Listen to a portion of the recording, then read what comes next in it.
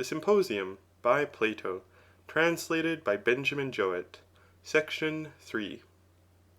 And now, taking my leave of you, I would rehearse a tale of love which I heard from Diotima of Mantinea, a woman wise in this and in many other kinds of knowledge, who in the days of old, when the Athenians offered sacrifice before the coming of the plague, delayed the disease 10 years.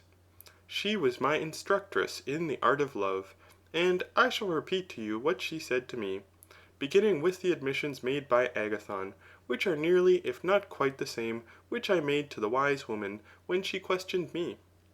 I think that this will be the easiest way, and I shall take both parts myself, as well as I can. As you, Agathon, suggested, I must speak first of the being and nature of love, and then of his works. First I said to her, in nearly the same words which he used to me, that love was a mighty god, and likewise fair, and she proved to me, as I proved to him that, by my own showing, love was neither fair nor good. What do you mean, Diotima? I said. Is love then evil and foul? Hush, she cried. Must that be foul which is not fair? Certainly, I said. And is that which is not wise ignorant? Do you not see that there is a mean between wisdom and ignorance? And what may that be? I said. Right opinion, she replied, which, as you know, being incapable of giving a reason, is not knowledge, for how can knowledge be devoid of reason? Nor again ignorance, for neither can ignorance attain the truth, but is clearly something which is a mean between ignorance and wisdom. Quite true, I replied. Do not then insist, she said, that what is not fair is of necessity foul, or what is not good evil, or infer that because love is not fair and good he is therefore foul and evil, for he is in a mean between them. Well, I said, love is surely admitted by all to be a great god. By those who know, or by those who do not know? By all. And how, Socrates, she said with a smile, can love be acknowledged to be a great god by those who say that he is not a god at all? And who are they? I said. You and I are two of them, she replied. How can that be? I said. It is quite intelligible, she replied. For you yourself would acknowledge that the gods are happy and fair, of course you would. Would you dare to say that any god was not? Certainly not, I replied. And you mean by the happy those who are the possessors of things good or fair? Yes. And you admitted that love, because he was in want, desires those good and fair things of which he is in want? Yes, I did. But how can he be a god who has no portion in what is either good or fair? Impossible. Then you see that you also deny the divinity of love. What then is love? I asked. Is he mortal? No. What then? As in the former instances, he is neither mortal nor immortal, but in a mean between the two. What is he, Diotima? He is a great spirit, demon, and like all spirits, he is intermediate between the divine and mortal. And what, I said, is his power? He interprets, she replied, between gods and men, conveying and taking across to the gods the prayers and sacrifices of men, and to men the commands and replies of the gods. He is the mediator who spans the chasm which divides them, and therefore in him all is bound together, and through him the arts of the prophet and the priest, their sacrifices and mysteries and charms, and all prophecy and incantation find their way.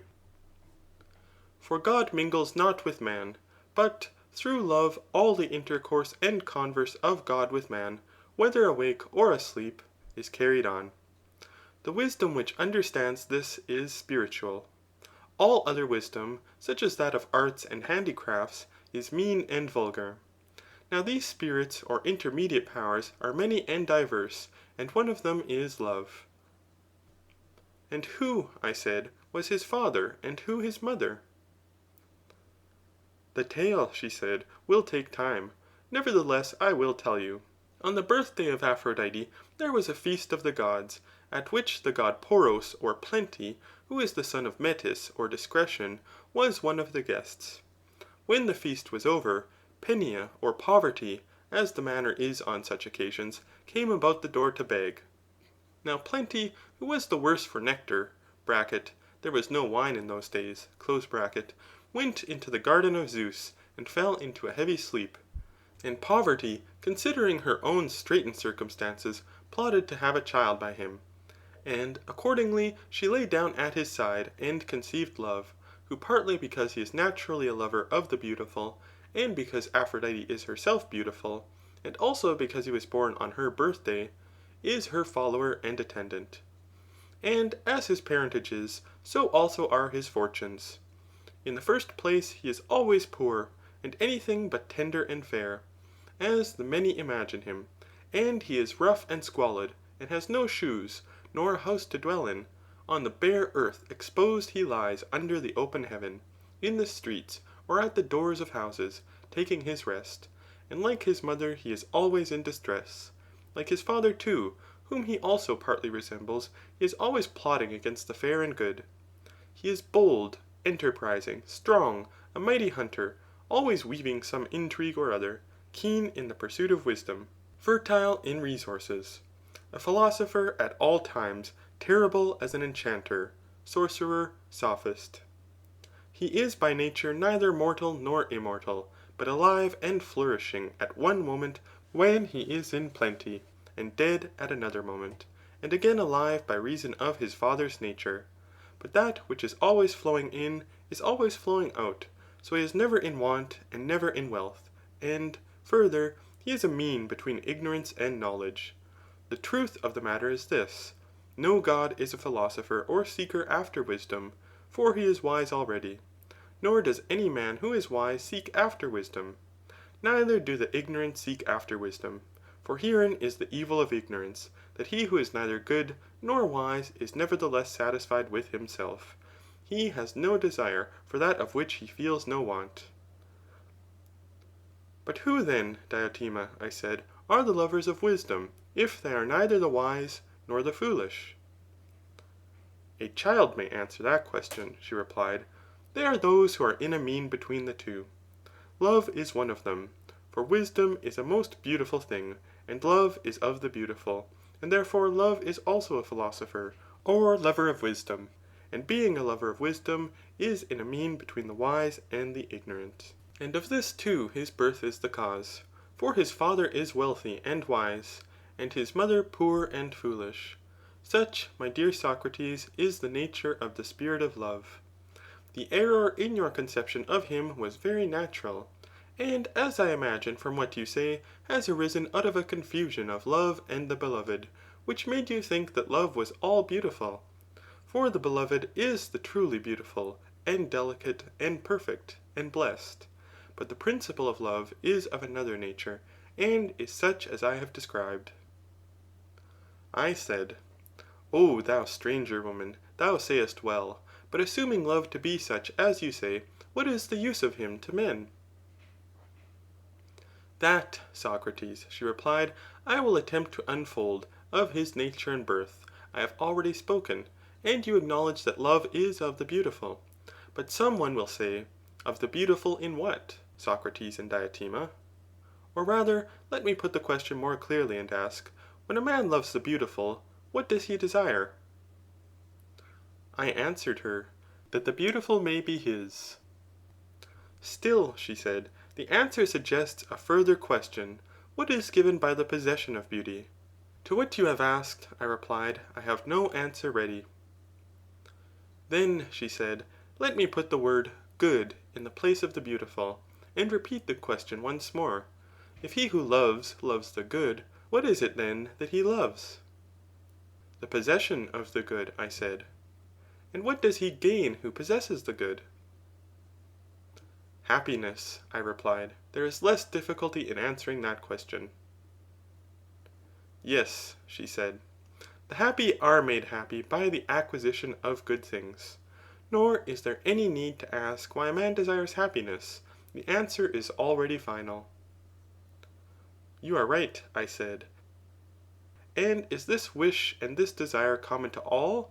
And do all men always desire their own good, or only some men? What say you? All men, I replied. The desire is common to all. Why then, she rejoined, are not all men, Socrates, said to love, but only some of them, whereas you say that all men are always loving the same things? I myself wonder, I said, why this is. There is nothing to wonder at, she replied. The reason is that one part of love is separated off and receives the name of the whole, but the other parts have other names. Give an illustration, I said.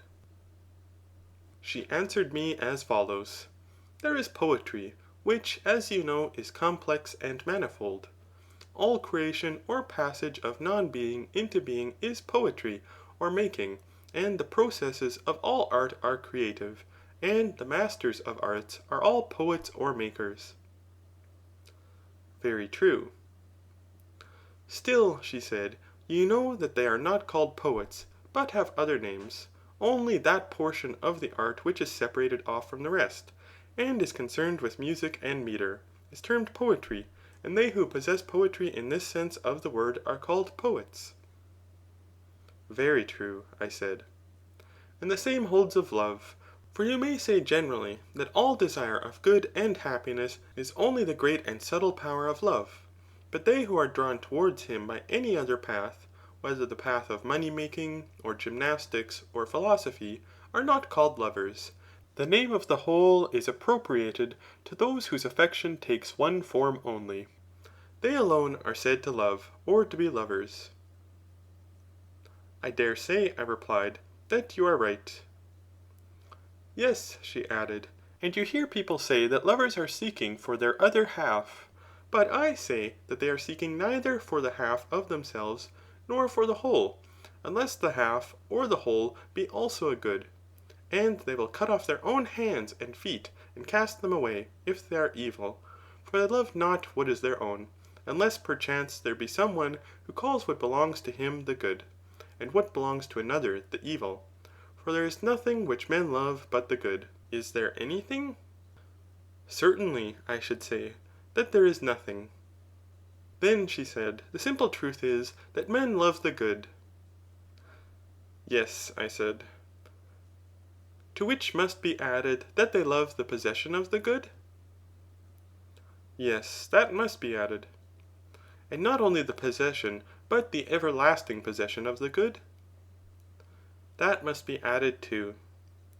Then love, she said, may be described generally as the love of the everlasting possession of the good? That is most true. Then, if this be the nature of love, can you tell me further, she said, what is the manner of the pursuit? What are they doing who show all this eagerness and heat which is called love? And what is the object which they have in view? Answer me. Nay, Diotima, I replied, if I had known, I should not have wondered at your wisdom, neither should I have come to learn from you about this very matter. Well, she said, I will teach you. The object which they have in view is birth in beauty, whether of body or soul.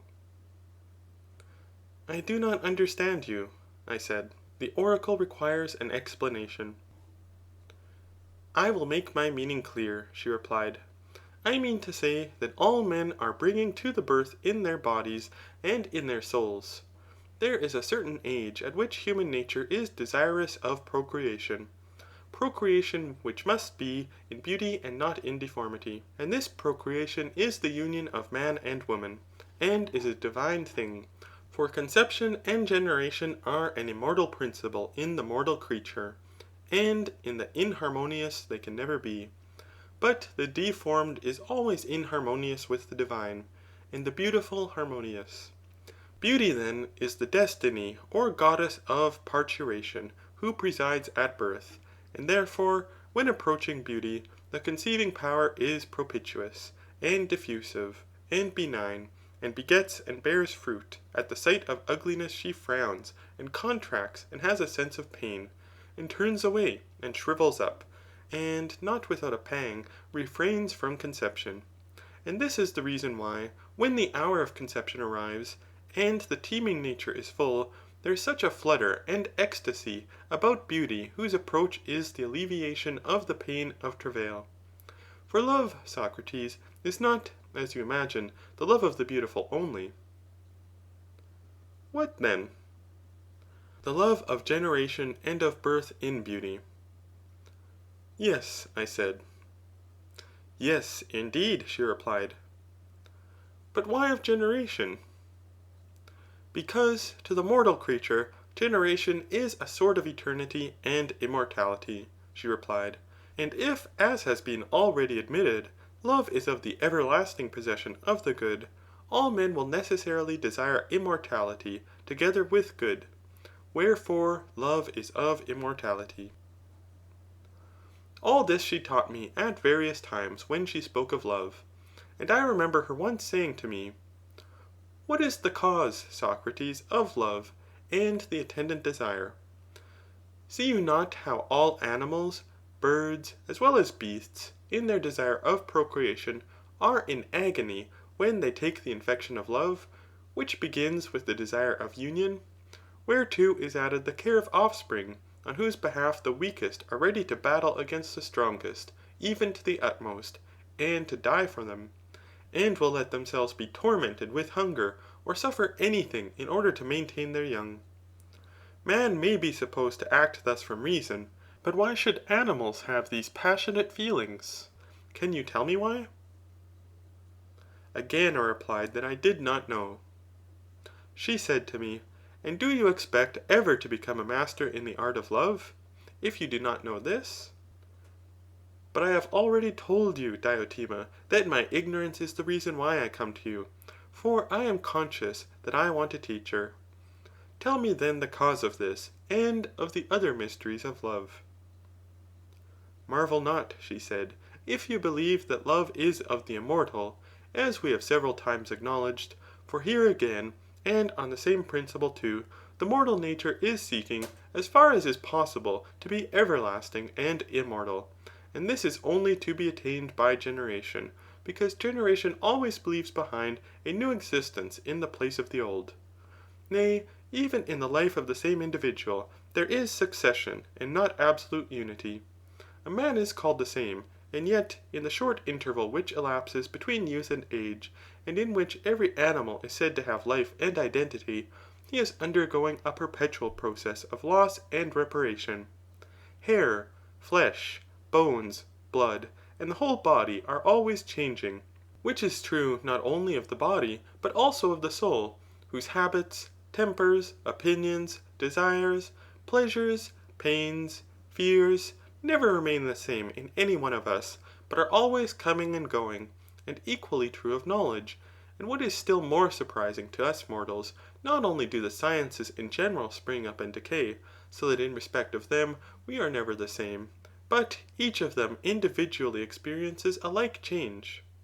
For what is implied in the word recollection, but the departure of knowledge, which is ever being forgotten, and is renewed and preserved by recollection, and appears to be the same, although in reality new, according to that law of succession by which all mortal things are preserved.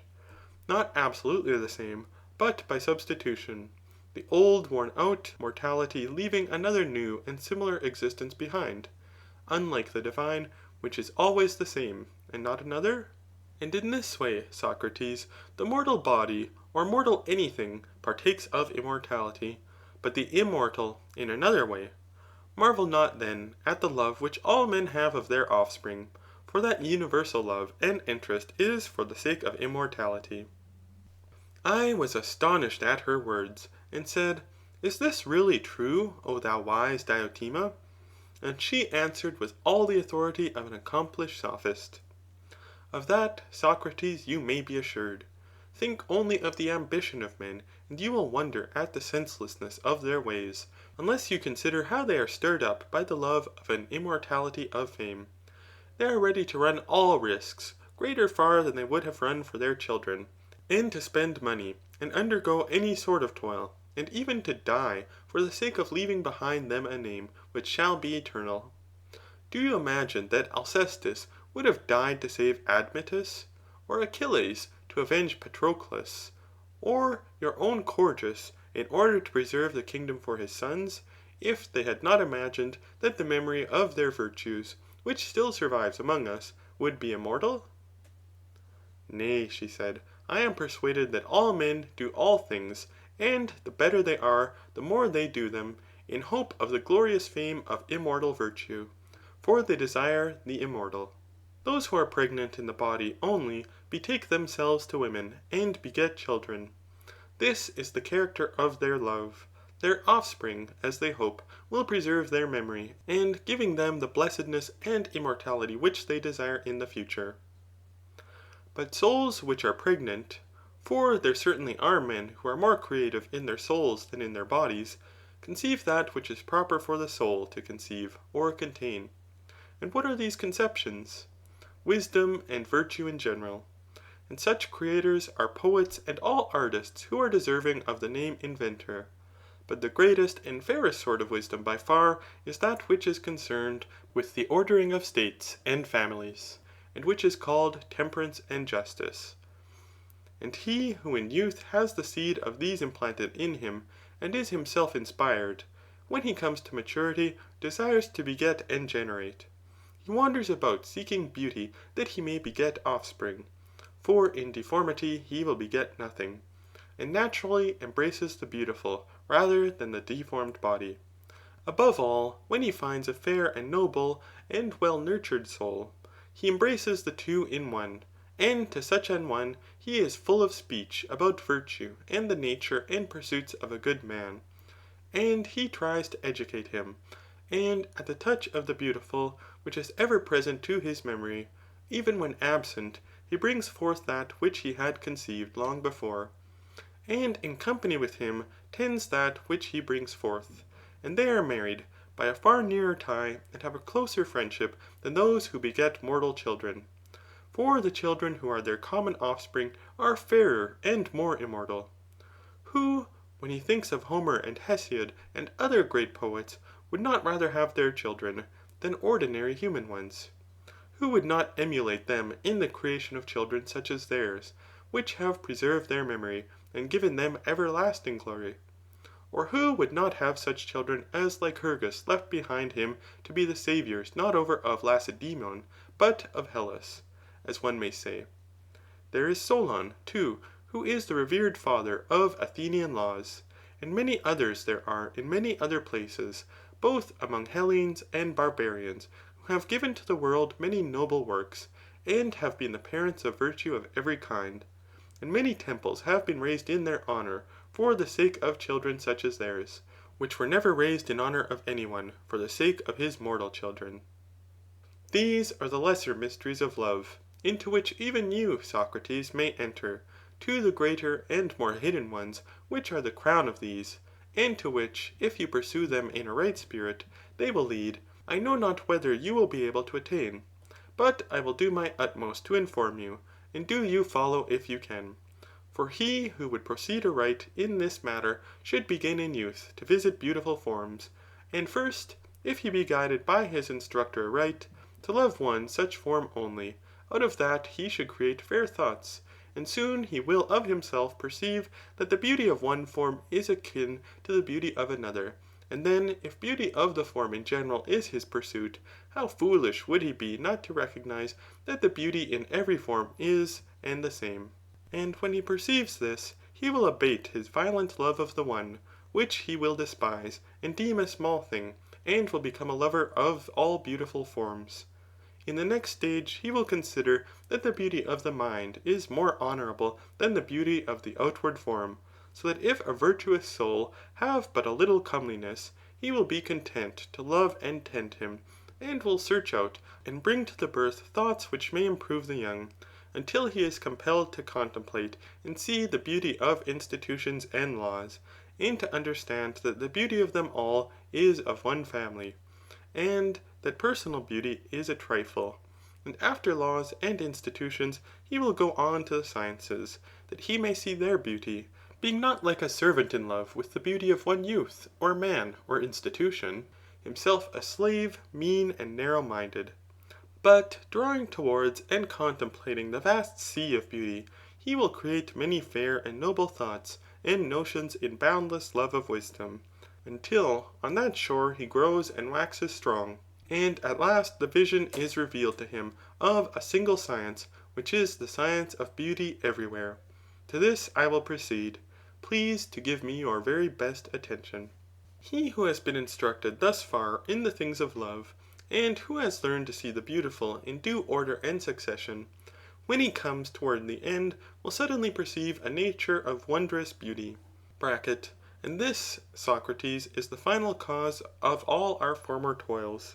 A nature which in the first place is everlasting, not growing and decaying, or waxing and waning. Secondly, not fair in one point of view, and foul in another, or at one time, or in one relation, or at one place fair, at another time, or in another relation, or at another place foul, as if fair to some and foul to others, or in the likeness of a face or hands, or any other part of the bodily frame, or in any form of speech or knowledge, or existing in any other being, as for example in an animal, or in heaven, or in earth, or in any other place, but beauty absolute, separate, simple, and everlasting, which without diminution and without increase, or any change, is imparted to the ever-growing and perishing beauties of all other things. He who from these ascending under the influence of true love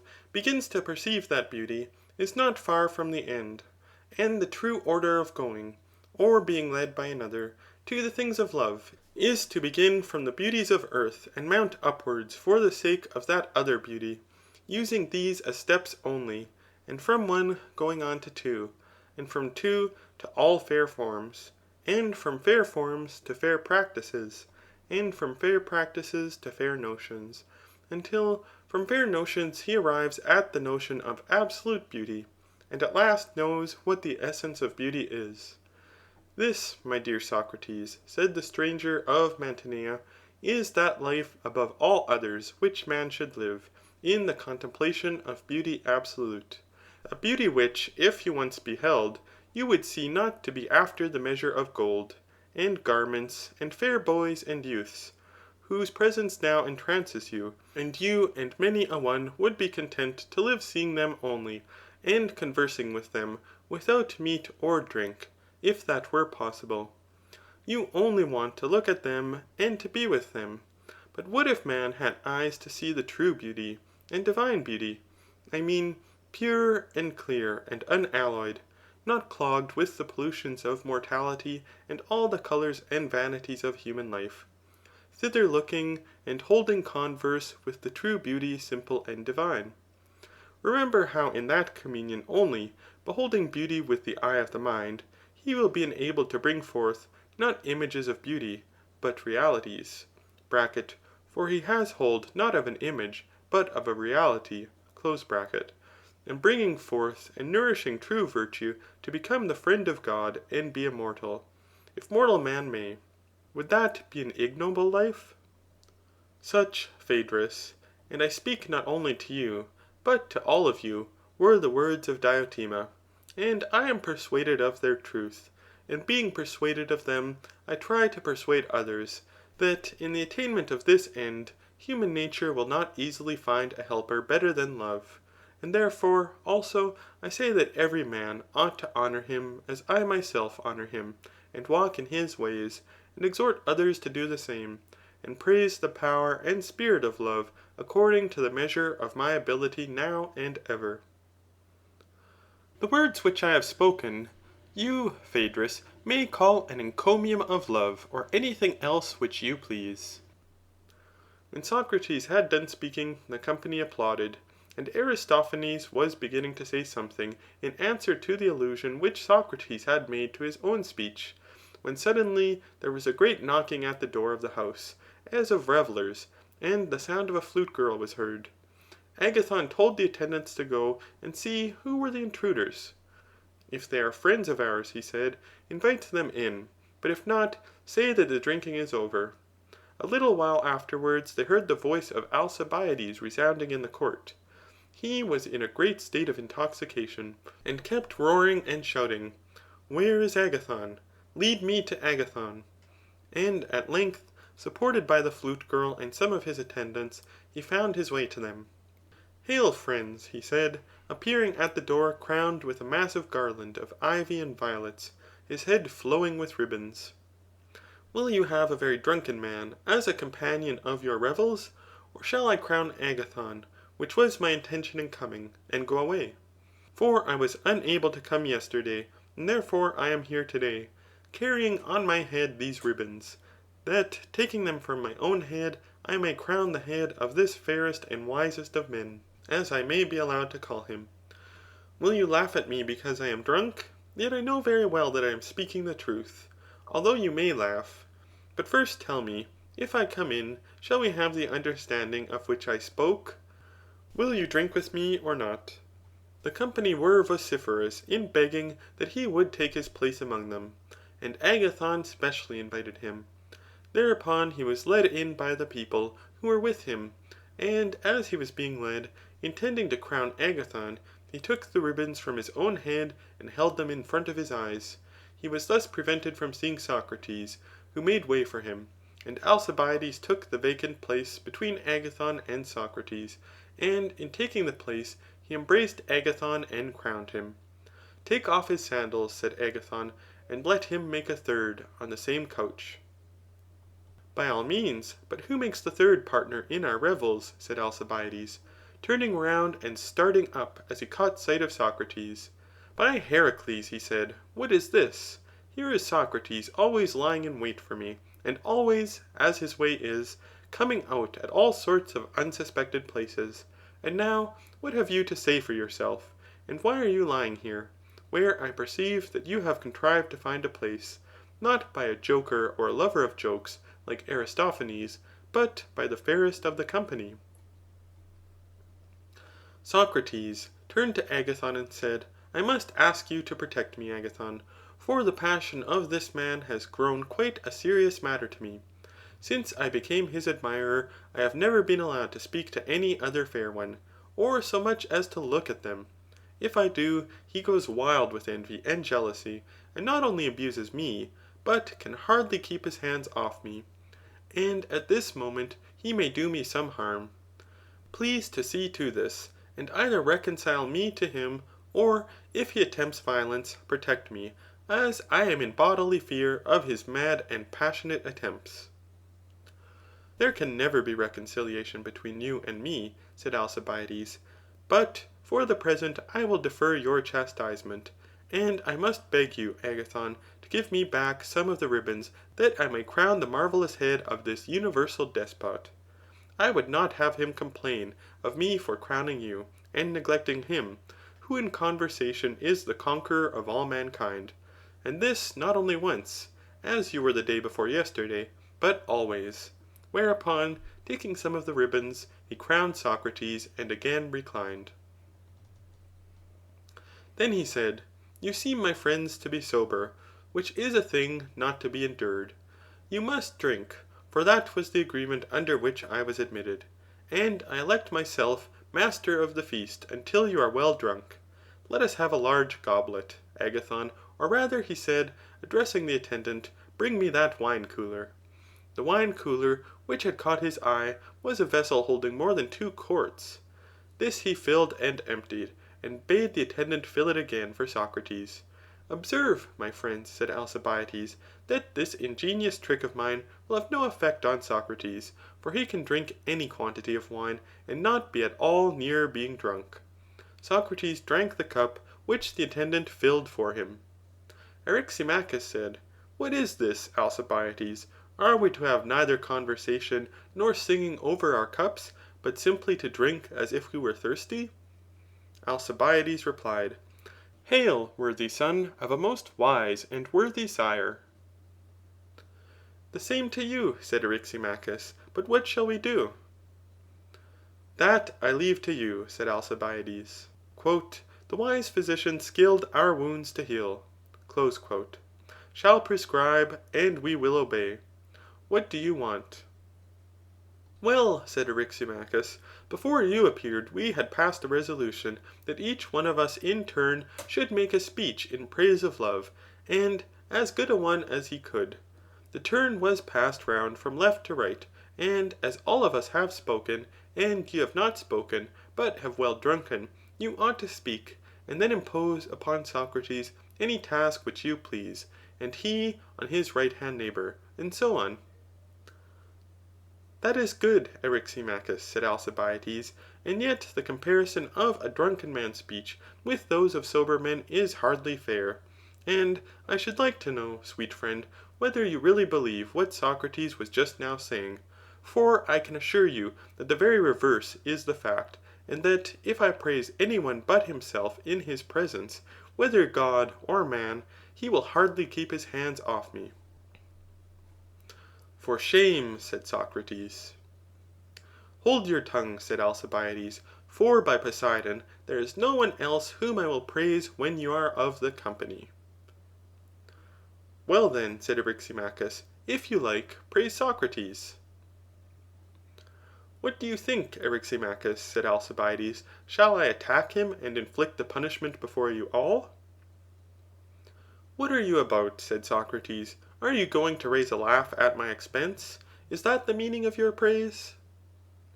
I am going to speak the truth, if you will permit me.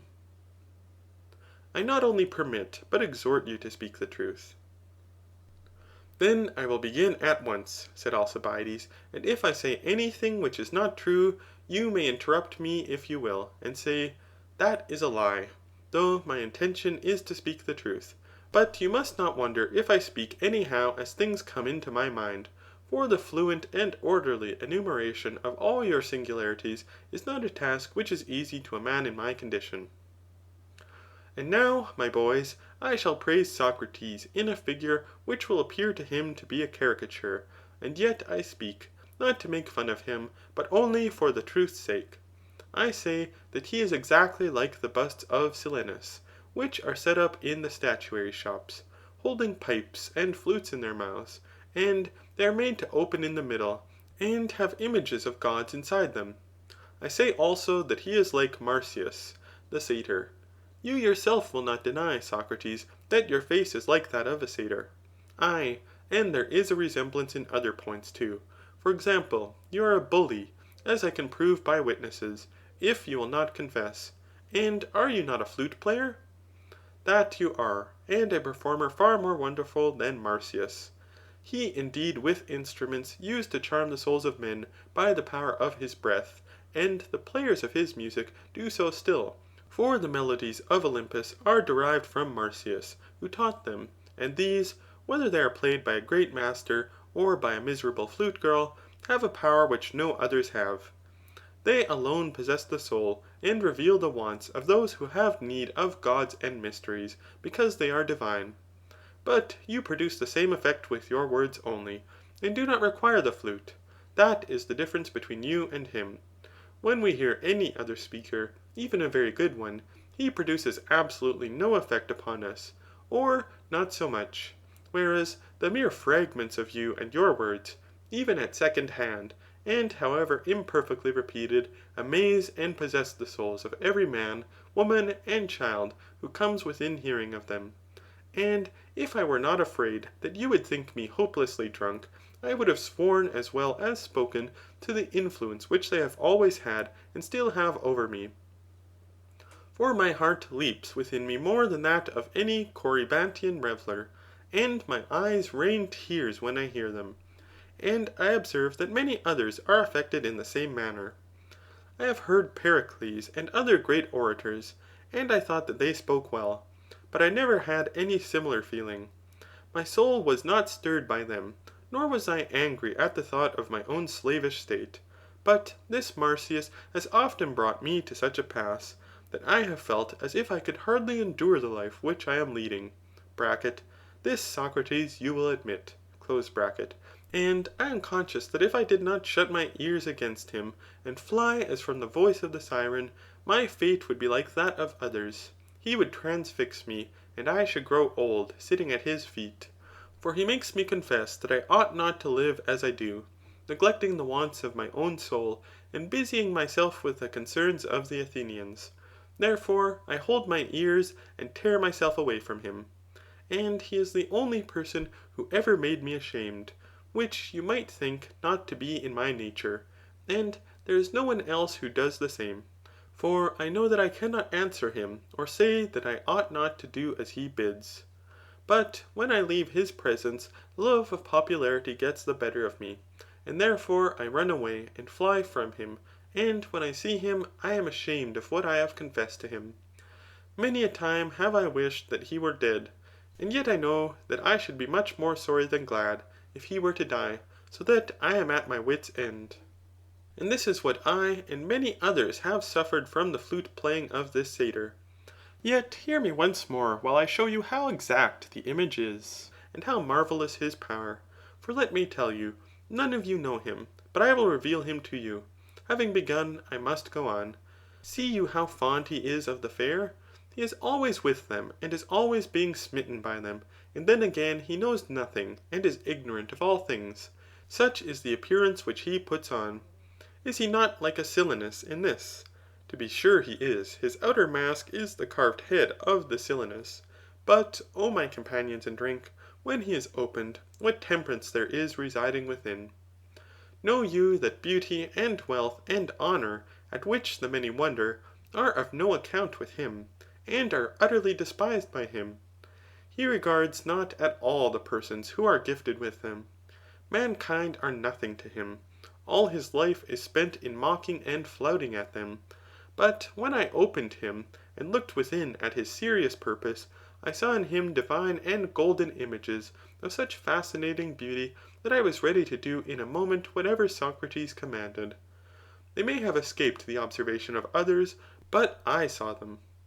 Now I fancied that he was seriously enamoured of my beauty, and I thought that I should therefore have a grand opportunity of hearing him tell me what he knew, for I had a wonderful opinion of the attractions of my youth.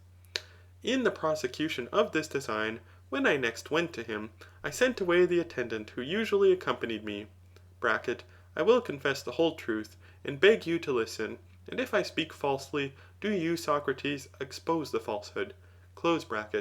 Well, he and I were alone together, and I thought that when there was nobody with us, I should hear him speak the language which lovers use to their loves when they are by themselves, and I was delighted.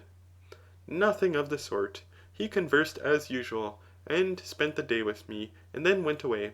Afterwards I challenged him to the palaestra, and he wrestled and closed with me several times when there was no one present. I fancied that I might succeed in this manner. Not a bit. I made no way with him.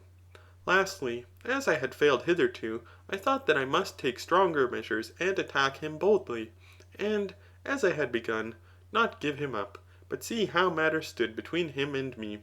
So I invited him to sup with me, just as if he were a fair youth, and I a designing lover.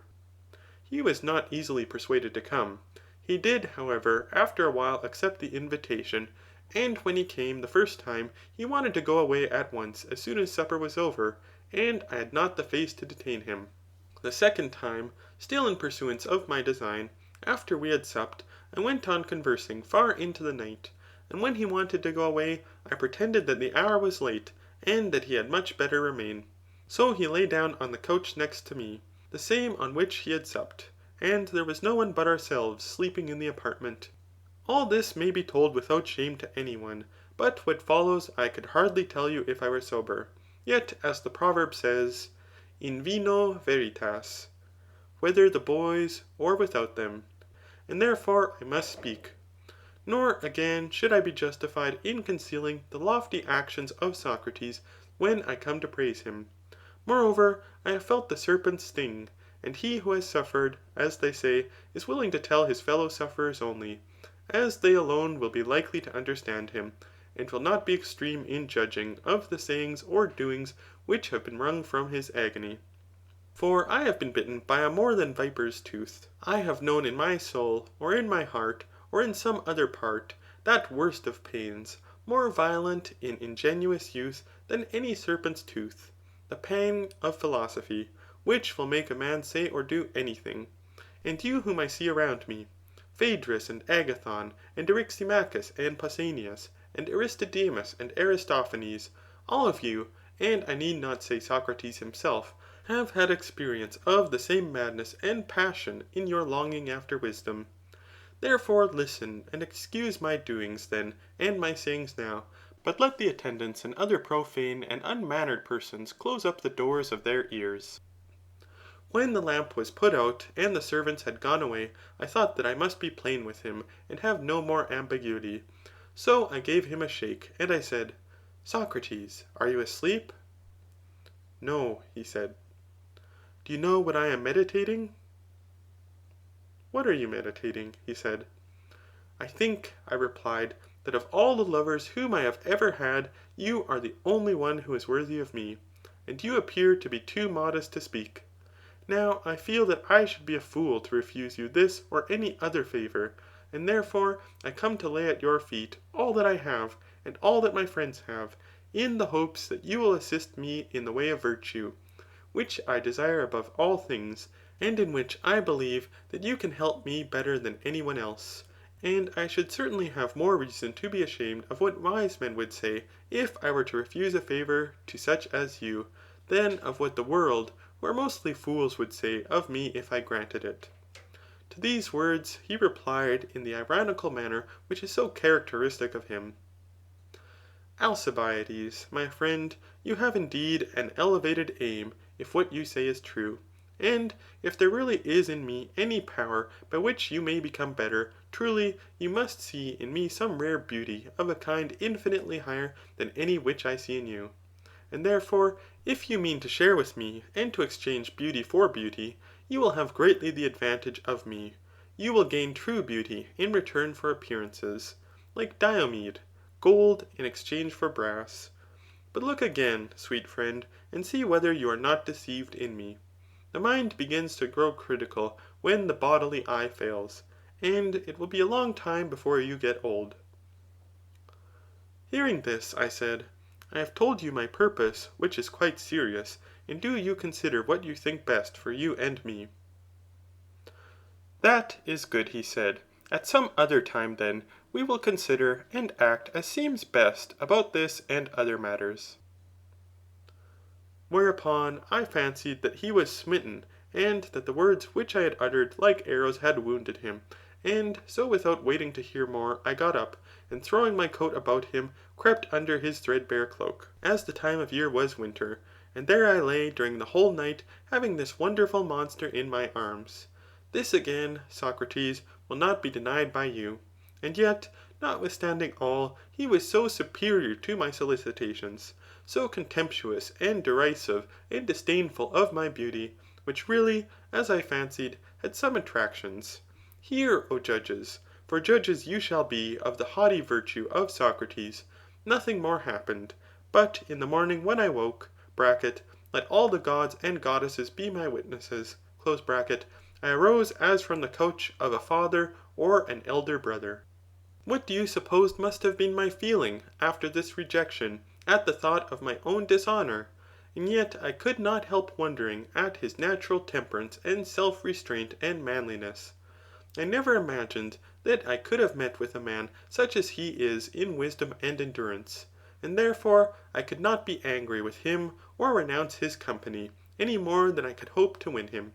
For I well knew that if Ajax could not be wounded by steel, much less he by money, and my only chance of captivating him by my personal attractions had failed. So I was at my wit's end. No one was ever more hopelessly enslaved by another. All this happened before he and I went on the expedition to Potidæa. There we messed together, and I had the opportunity of observing his extraordinary power of sustaining fatigue. His endurance was simply marvellous when, being cut off from our supplies, we were compelled to go without food, on such occasions, which often happen in time of war.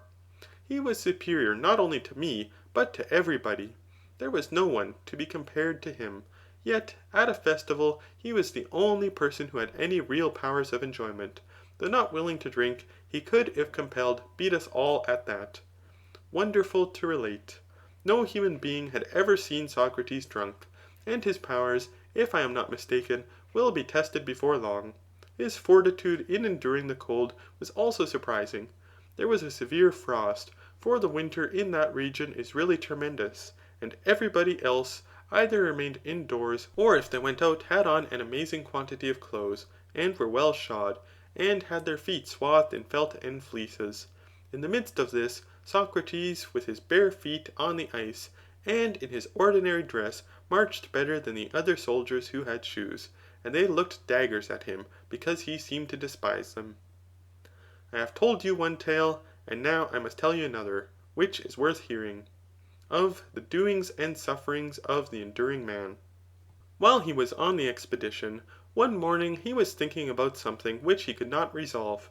He would not give it up, but continued thinking from early dawn until noon. There he stood fixed in thought, and at noon attention was drawn to him, and the rumour ran through the wandering crowd that Socrates had been standing and thinking about something ever since the break of day. At last, in the evening after supper, some Ionians out of curiosity (I should explain that this was not in the winter but in the summer) brought out their mats and slept in the open air, that they might watch him, and see whether he would stand all night. There he stood until the following morning, and with the return of light he offered up a prayer to the sun, and went his way. I will also tell, if you please, and indeed I am bound to tell, of his courage in battle. For who but he saved my life? Now this was the engagement in which I received the prize of valour, for I was wounded, and he would not leave me, but he rescued me and my arms, and he ought to have received the prize of valour, which the generals wanted to confer on me, partly on account of my rank, and I told them so. This, again, Socrates will not impeach or deny. But he was more eager than the generals, that I and not he should have the prize. There was another occasion on which his behaviour was very remarkable, in the flight of the army after the battle of Delium, where he served among the heavy armed. I had a better opportunity of seeing him than at Potidæa, for I was myself on horseback, and therefore comparatively out of danger. He and Laches were retreating, for the troops were in flight, and I met them, and told them not to be discouraged, and promised to remain with them. And there you might see him, Aristophanes, as you described, just as he is in the streets of Athens, stalking like a pelican, and rolling his eyes, calmly contemplating enemies as well as friends, and making very intelligible to anybody, even from a distance, that whoever attacked him would be likely to meet with a stout resistance. And in this way he and his companion escaped, for this is the sort of man who is never touched in war. Those only are pursued who are running away headlong. I particularly observed how superior he was to Laches in presence of mind. Many are the marvels which I might narrate in praise of Socrates. Most of his ways might perhaps be paralleled in another man, but his absolute unlikeness to any human being that is or ever has been is perfectly astonishing. You may imagine Brasidas and others to have been like Achilles, or you may imagine Nestor and Antenor to have been like Pericles, and the same may be said of other famous men, but of this strange being you will never be able to find any likeness, however remote, either among men who now are, or who ever have been, other than that which I have already suggested of Silenus and the satyrs. And they represent in a figure not only himself, but his words. For although I forgot to mention this to you before, his words are like the images of Silenus, which open. They are ridiculous when you first hear them. He clothes them in language that is like the skin of the wanton satyr, for his talk is of pack-asses, and smiths, and cobblers, and couriers, and he is always repeating the same things in the same words, so that any ignorant or inexperienced person might feel disposed to laugh at him. But he who opens the bust and sees what is within will find that they are the only words which have a meaning in them, and also the most divine, abounding in fair images of virtue, and of the widest comprehension, or rather extending to the whole duty of a good and honourable man. This, my friends, is my praise of Socrates. I have added my blame of him for all his ill treatment of me. And he has ill treated not only me, but Charmides, the son of Glaucon, and Euthydemus, the son of Diocles, and many others in the same way. Beginning as their lover, he has ended by making them pay their addresses to him. Wherefore I say to you, Agathon, be not deceived by him. Learn from me and take warning, and do not be a fool and learn by experience, as the proverb says. When Alcibiades had finished, there was a laugh at his outspokenness, for he seemed to be still in love with Socrates. You are sober, Alcibiades, said Socrates, or you would never have gone so far about to hide the purpose of your satyr's praises. For all this long story is only an ingenious circumlocution, of which the point comes in by the way at the end. You want to get up a quarrel between me and Agathon, and your notion is that I ought to love you and nobody else, and that you, and you only, ought to love Agathon. But the plot of this satiric or Cyllenic drama has been detected, and you must not allow him, Agathon, to set us at variance. I believe you are right, said Agathon, and I am disposed to think that his intention in placing himself between you and me was only to divide us, but he shall gain nothing by that move, for I will go and lie on the couch next to you. Yes, yes, replied Socrates, by all means come here and lie on the couch below me. Alas, said Alcibiades, how I am fooled by this man. He is determined to get the better of me at every turn. I do beseech you, allow Agathon to lie between us. Certainly not, said Socrates. As you praised me, and I in turn ought to praise my neighbour on the right, he will be out of order in praising me again, when he ought rather to be praised by me, and I must entreat you to consent to this, and not be jealous, for I have a great desire to praise the youth. Hurrah, cried Agathon, I will rise instantly, that I may be praised by Socrates. The usual way, said Alcibiades, where Socrates is, no one else has any chance with the fair. And now how readily has he invented a specious reason for attracting Agathon to himself. Agathon rose in order that he might take his place on the couch by Socrates, when suddenly a band of revellers entered and spoiled the order of the banquet. Some one who was going out having left the door open, they had found their way in, and made themselves at home. Great confusion ensued, and every one was compelled to drink large quantities of wine. Aristodemus said that Eryximachus, Phaedrus, and others went away. He himself fell asleep, and, as the nights were long, took a good rest. He was awakened towards daybreak by a crowing of cocks, and when he awoke, the others were either asleep or had gone away. There remained only Socrates, Aristophanes, and Agathon, who were drinking out of a large goblet which they passed around, and Socrates was discoursing to them. Aristodemus was only half awake, and he did not hear the beginning of the discourse. The chief thing which he remembered was Socrates compelling the other two to acknowledge that the genius of comedy was the same with that of tragedy, and that the true artist in tragedy was an artist in comedy also.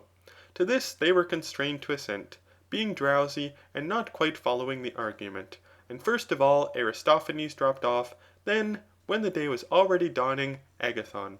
Socrates, having laid them to sleep, rose to depart, Aristodemus, as his manner was, following him. At the Lyceum he took a bath, and passed the day as usual. In the evening he retired to rest at his own home. End of section 3. Recording by Geoffrey Edwards. End of the Symposium by Plato. Translated by Benjamin Jowett.